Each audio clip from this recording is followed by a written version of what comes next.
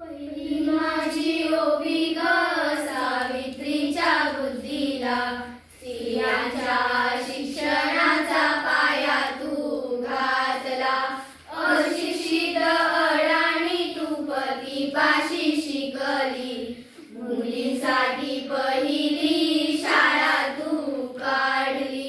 दुसरी ओवी गायली तुझ्या ग धैर्याला, दगड गोटे खाऊनी